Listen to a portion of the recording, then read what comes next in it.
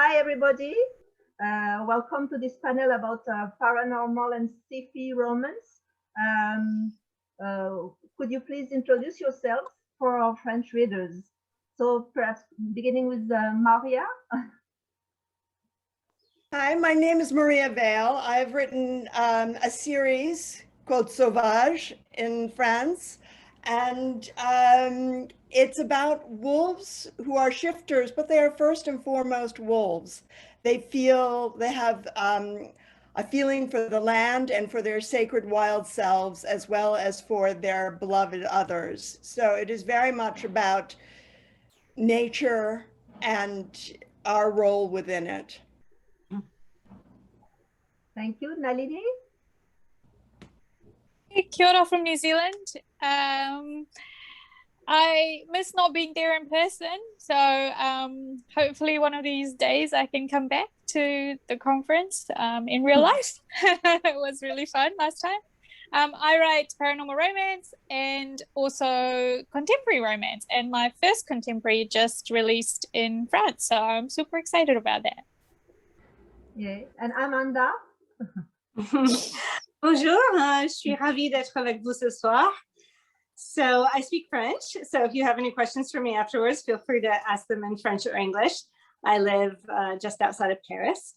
I write paranormal and sci-fi romance.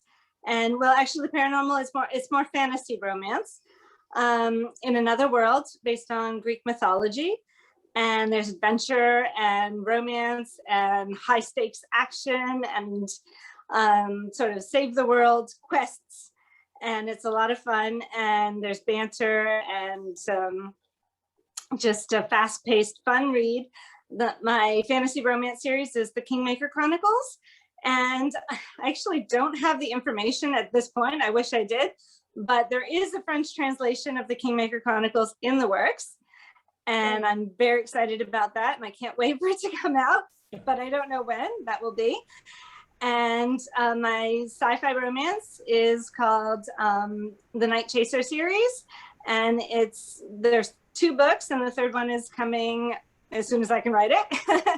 And that's a futuristic fantasy. It's kind of like a Star Wars action adventure romance.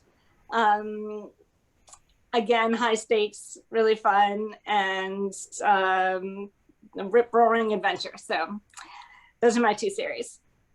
Okay, great. So my first question to you was vampires, shapeshifters, angels, what now? How do you see the future of paranormal or fantasy romance? So who wants to begin?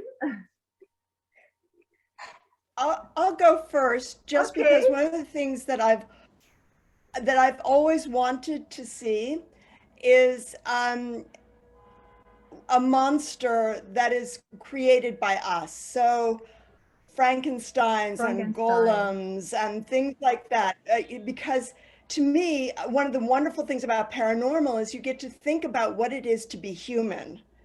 And I can imagine a sort of paranormal in which someone has created another creature, and that creature comes into its own and begins to think for itself and become more human in a kind of Blade Runner way, but with, in a more sort of fantastical or paranormal.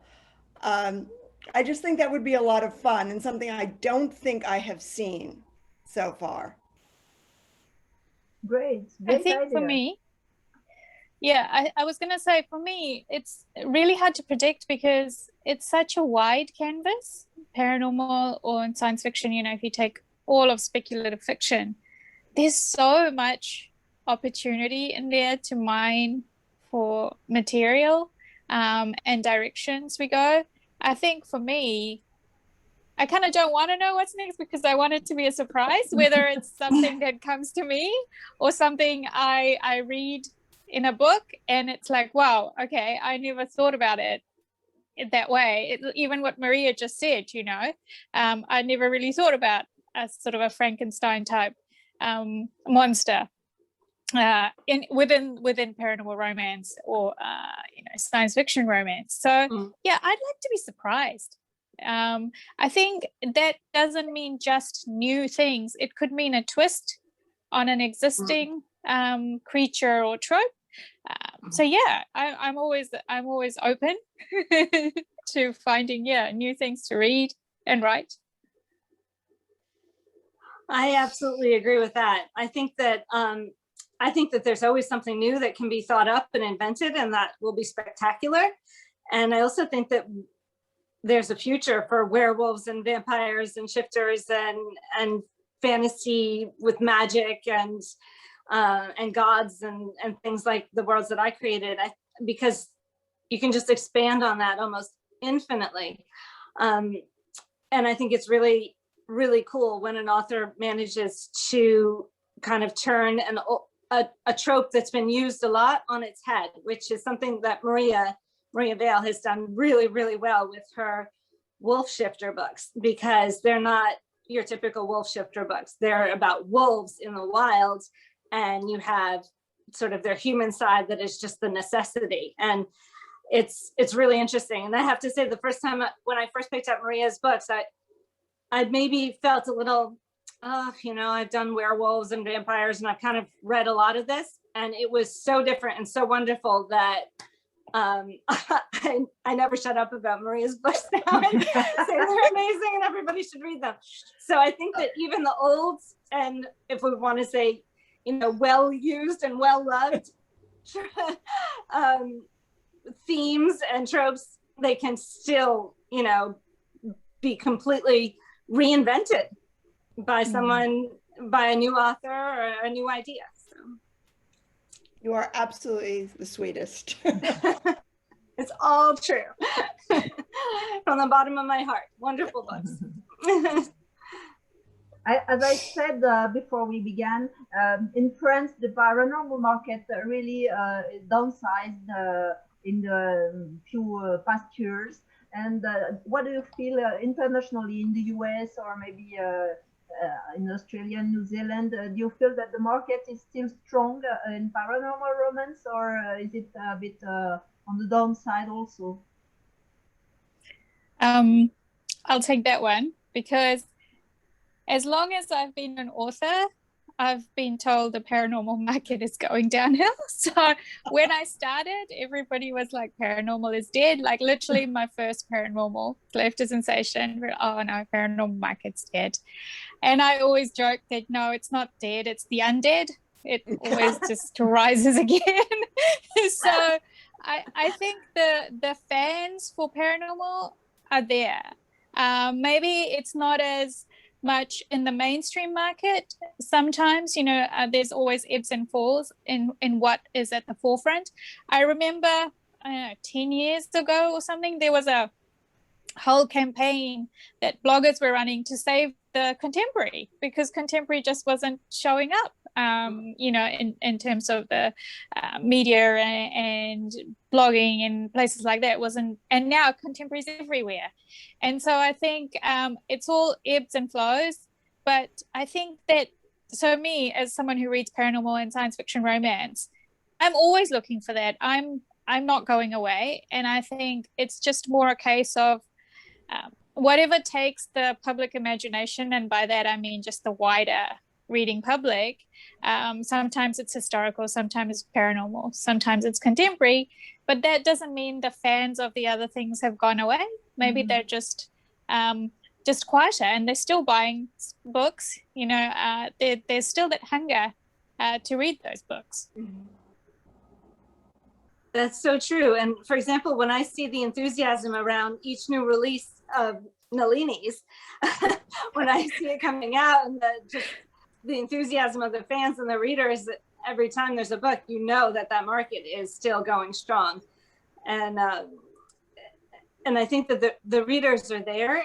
I think they're maybe diversifying more and reading in different genres and subgenres of romance, but that doesn't mean that when their favorite author or their favorite type of romance read doesn't come around again, they're not, it's so excited and right on top of it.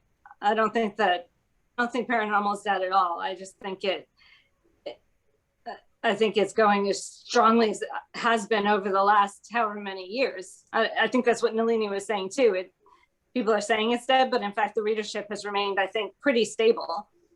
I think it's very stable. I think it may be a little bit, right now you have a lot of attention paid to a certain kind of book with a certain kind of cover. You know, there's a lot of romantic comedy and sort of contemporary right now. But I do believe that underlying all of that is still this hunger for paranormal.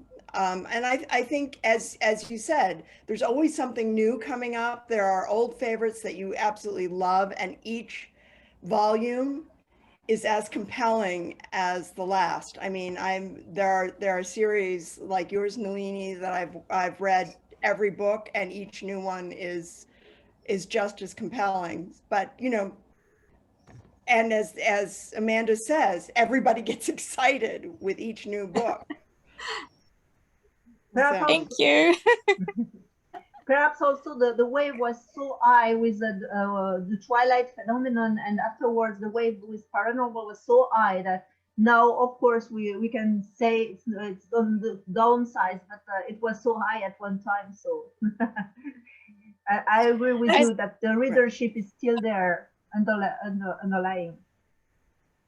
And maybe it's spread out a little bit into maybe paranormal. Everything was sort of lumped into paranormal to begin with, because we were quite there yet with the different subgenres. Now we have the fantasy romance, the sci-fi romance, the space opera, which is a bit different than sci-fi in my opinion, and more what I write actually, and the paranormal.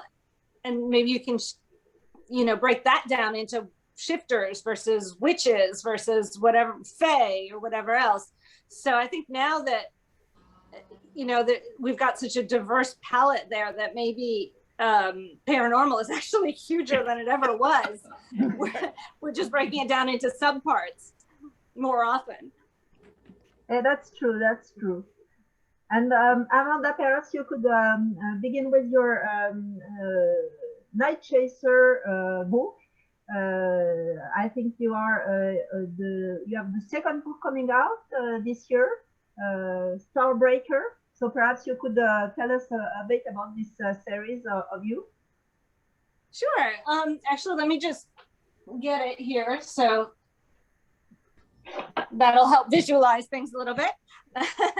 Night Chaser is the first book in the, I was saying sci-fi before, but it is more space opera. To me, that means more of a sort of science fantasy. There's romance, there's big quest type missions, there's sort of a, you know, there's a backdrop of war and people trying to make things better. So I call Night Chaser, it's my Robin Hood meets Star Wars book. So you have the Robin Hood based band of brothers, sort of found family, and they're on a mission to, of course, help improve the circumstances of not just themselves especially, but not themselves especially, but everyone around them. Mm-hmm. And Starbreaker is actually out already. This is book 2 in the series. It came out almost a year ago. And then these are the US covers, if so if people are interested. So that series follows Captain Tess Bailey, so a female captain of a spaceship.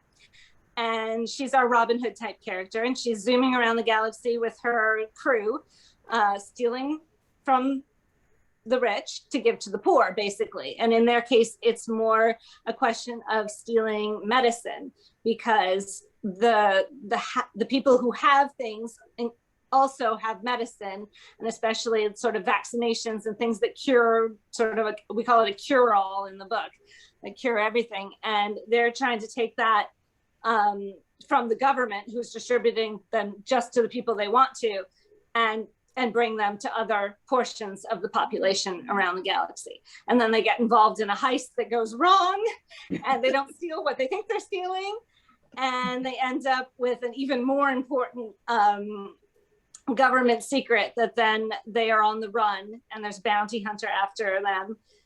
Enter the hero, bounty hunter, and then that becomes the conflict for him as well, because he has to decide what side he is on in this big upcoming future for the future, the fate of the, not just the world, but the fate of the galaxy in this case, because it's a future in a galaxy far, far away, we'll say. And yeah, so the book 1 and 2 are already out. Book 3 will be called Dawn Maker, but I haven't actually started writing it yet because I switched back to my original worlds, the Kingmaker Chronicles worlds, and I've started well, I'm actually almost finished with the first spin-off in that world. So for the people who know those books already, the original trilogy was completed, and there's lots of secondary characters who are now going to get their stories as well. And I'm almost done writing the first one. And this is very tentative, so don't hold me to it, but I think the publication date will be mid next year for that. Okay, I can't wait. Yeah, I'm looking forward to that. Oh, good. Thank you. And you said that there was a French translation. Can you say what the publisher has translated? Yes. Well, as long as I know that there was a deal in the works, and I think it's going through, and everything should be fine. It's with MXM Bookmark. Okay, great. Yeah. So I'm really excited, and I hope that I'm actually attending the signing in Paris next year with Rare Paris. And that is basically a year from today almost. And I'm really hoping that those French translations will be done in time for that. But I really don't know. It could be sooner or later. I think as on the author side, you know, we're not really in the loop about a lot of these things. Mm-hmm. And we get the news and then we're like, hooray. Okay. I just want to say that these, I mean, one of the wonderful things about reading these science fiction books like Amanda's Endeavor is that you have, first of all, you do have this found family, which is so wonderful. You know, you've got a crew, which is automatically a found family.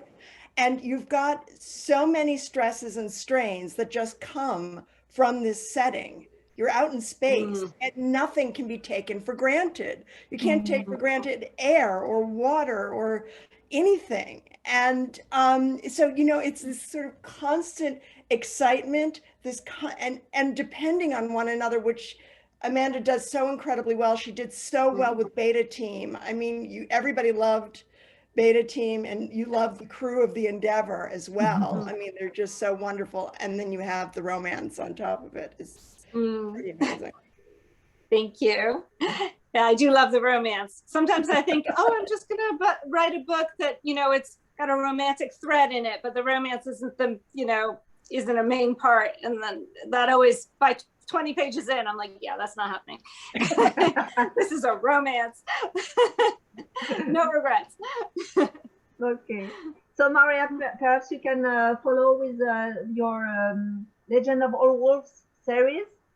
I think we are at book 3 in France, Le Chant du Loup, which is forever wolf in English. Right. I mean, it was originally, I wrote it as a trilogy. Actually, I wrote it as a standalone before I knew that there was no such thing as a standalone, really, in romance trilogy. And then I was convinced to build that out to 3 books. And then actually, I got a contract for another 3. So the 4th book is out in the US. I don't know what will happen in France, whether it will be picked up or not.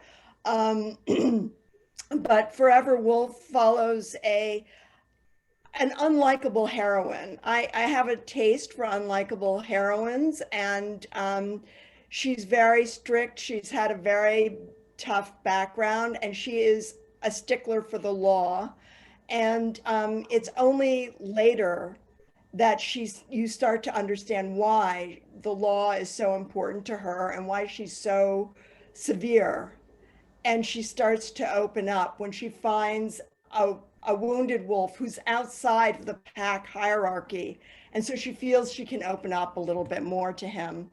You know, these books are a lot of fun to write because I I get to talk about the land. I get to talk about issues of, one of the things I love about paranormal is that you can address issues from the side. Like Nalini addresses issues of belonging, of outsiders coming in. I mean, at least to me, that's one of the things that I see. And the same with Amanda. You have, hoi polloi, magoi, coming together and working together, and how you become stronger for having people coming together. And so I think that's one of the things that I've really enjoyed doing with this series, is writing about issues that I think are important for all of us, but from, a slightly more subtle perspective. At least I hope it's more subtle.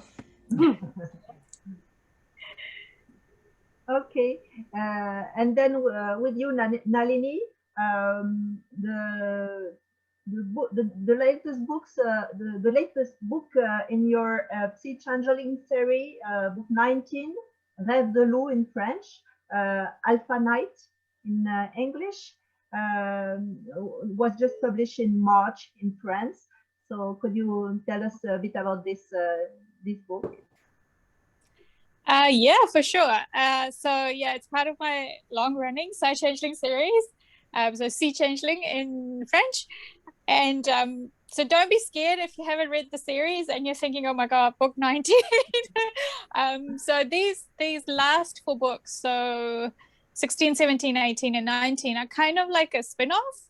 So if you haven't read the series already and you would like to try, you can start at book 16, which is Silver Silence in English. And it's the bears. Just look for the bears book.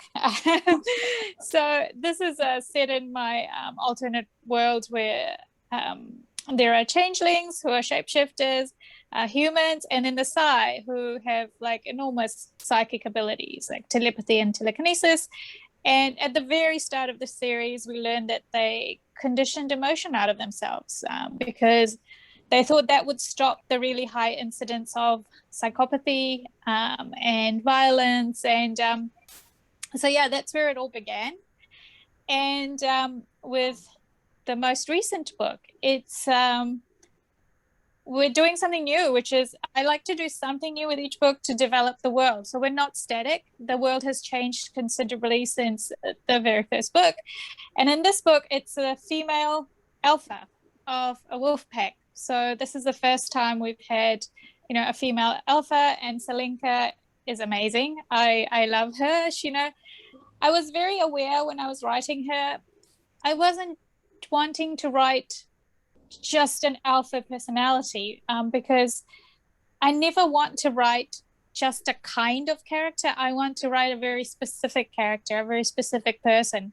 And so, Selenka is alpha, but she's very alpha in a different way from, for example, Hawk, who is another wolf alpha we've met in the series. She has very much her own personality. The way she deals with people, it's very Selenka.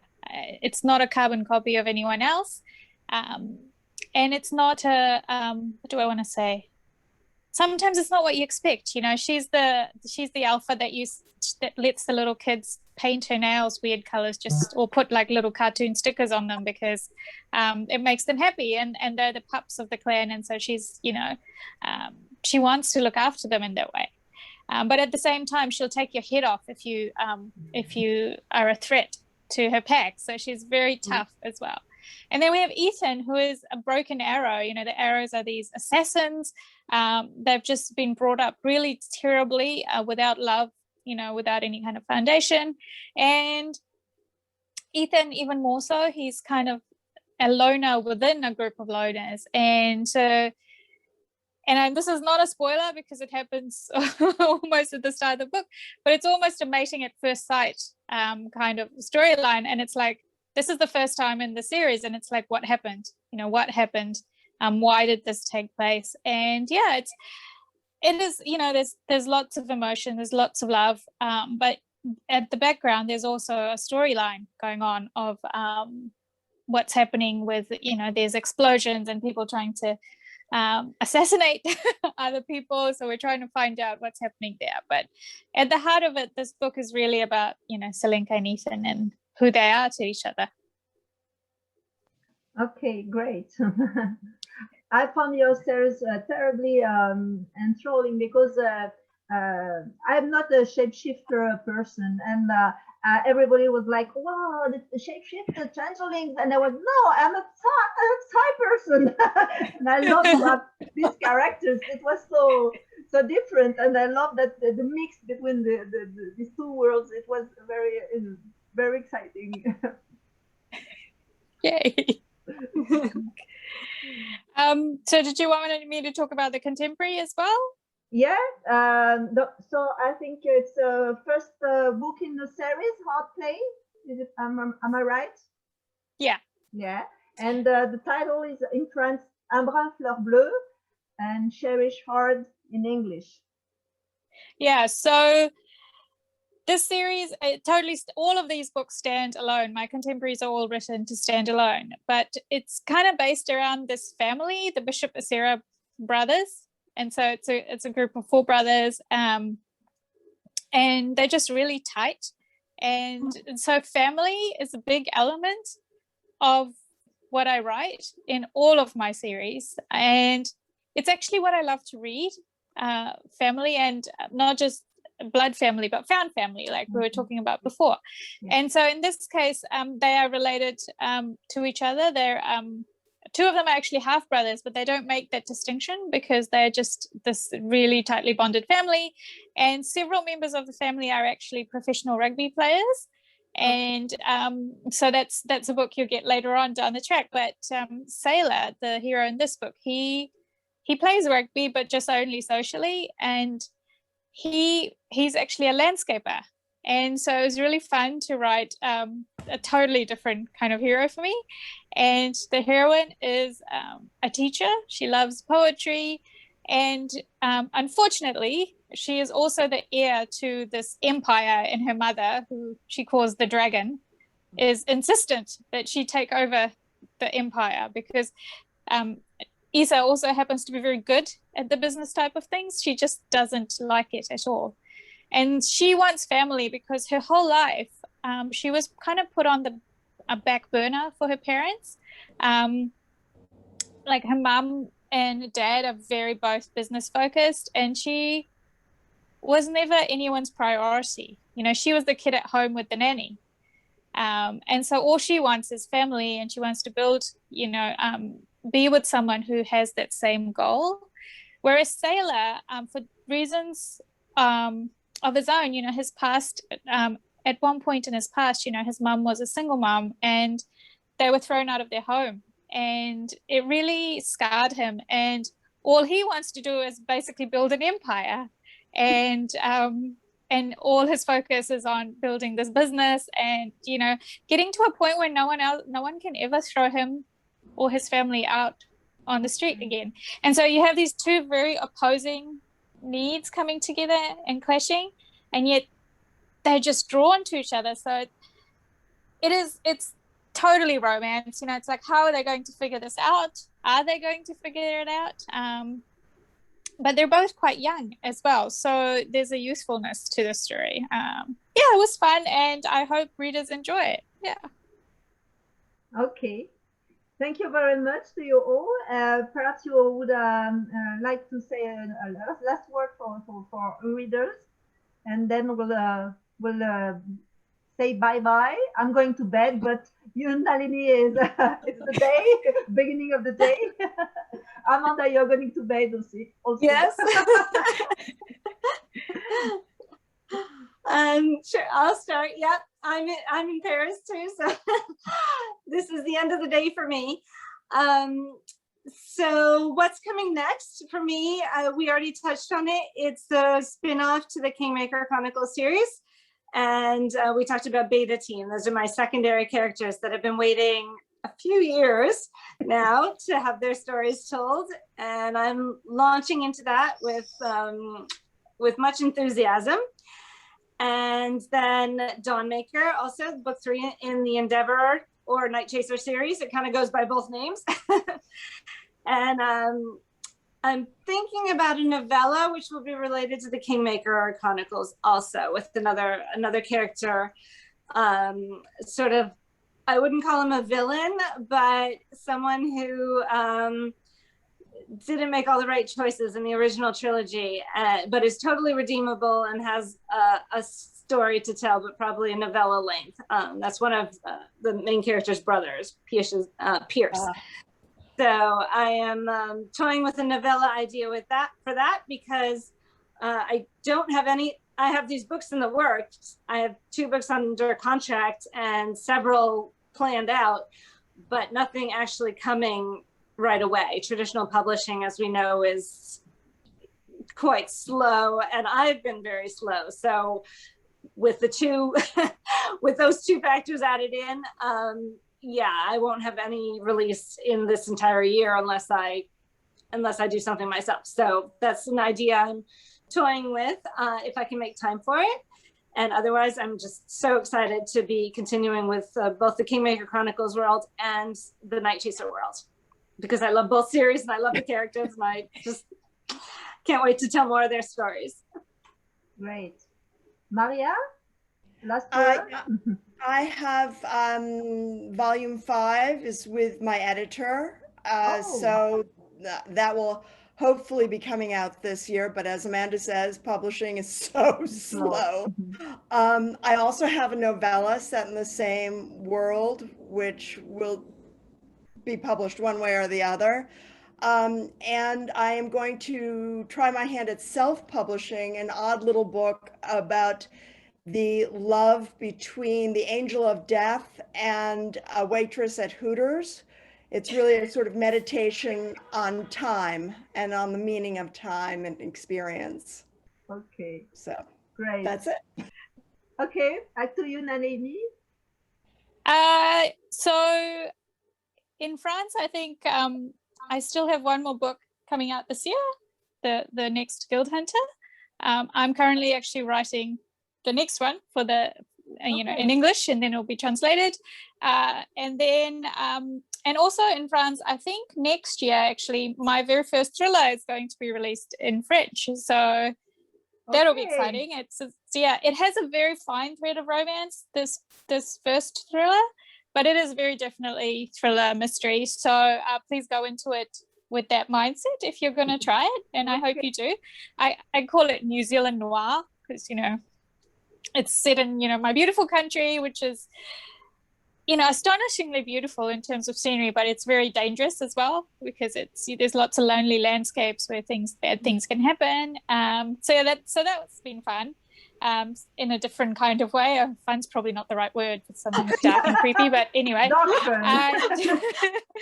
And I'm actually looking forward to an English Last Guard, which is my next Sight Changeling book, is coming out. And then, of course, it's we'll be going into translation for France. So excited. So yeah, both series are continuing, Sight Changeling, Guild Hunter, and my contemporaries. And I'm hoping this year to write the book of the final brother, who is Danny, who you actually meet in the book that's just come out. And he's young in that book, but he will be a grown-up by the time of his book. And yeah, I just want to say it's really nice to be able to do this, even though, you know, we're doing it on Zoom as opposed to in real life. But I do think there have been some advantages to switching to an online format, is that, you know, currently we're coming from 3 different countries and we can all be part of this conversation. Yeah. So that's been wonderful. And yeah, if readers ever want to touch base with me, I am online. I'm mostly active at the moment on Facebook and Instagram. So if you want to find me, if you want to ask me a question, feel free. I don't speak French, but I can use Google Translate if you want to ask it in French. Okay.